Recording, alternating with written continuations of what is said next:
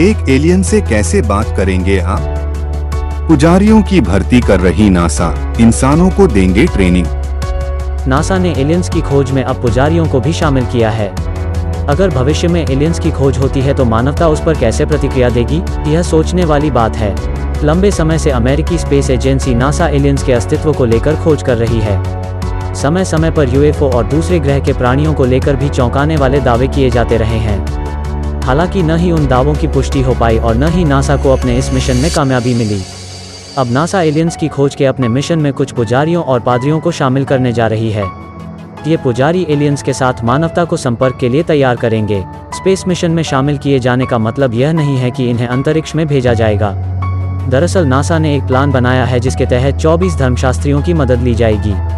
Space agency यह पता लगाना चाहती है कि दुनिया के विभिन्न धर्म दूसरे ग्रह पर जीवन मिलने की खबरों पर कैसे प्रतिक्रिया देंगे। ब्रिटिश पादरी डॉक्टर एंड्रू डेविसन भी उनमें से एक हैं। नासा पृथ्वी के बाहर जीवन को खोजने के अपने प्रयासों में प्रगति के तहत धार्मिक विशेषज्ञों का नियुक्त कर रही है। एलियंस की खोज कैसे बदलेगी सोच? किसी अन्य ग्रह पर जीवन की खोज भगवान और जीवन की उत्पत्ति के बारे में सोच को कैसे प्रभावित कर सकती है? नासा इस सवाल का जवाब ढूंढ रही है। डॉक्टर डेविडसन का कहना है कि इस दुनिया के बाहर जीवन मिलने की संभावना ज़्यादा से ज़्यादा है। उन्होंने अपनी किताब में यह सवाल पूछा है कि क्या भगवान ब्रह्मांड में कहीं और जीवन बना सकते हैं? एलियंस को लेकर सबसे चौंकाने वाला हालिया दावा मैक्सिको की एक जनजाति ने किया है।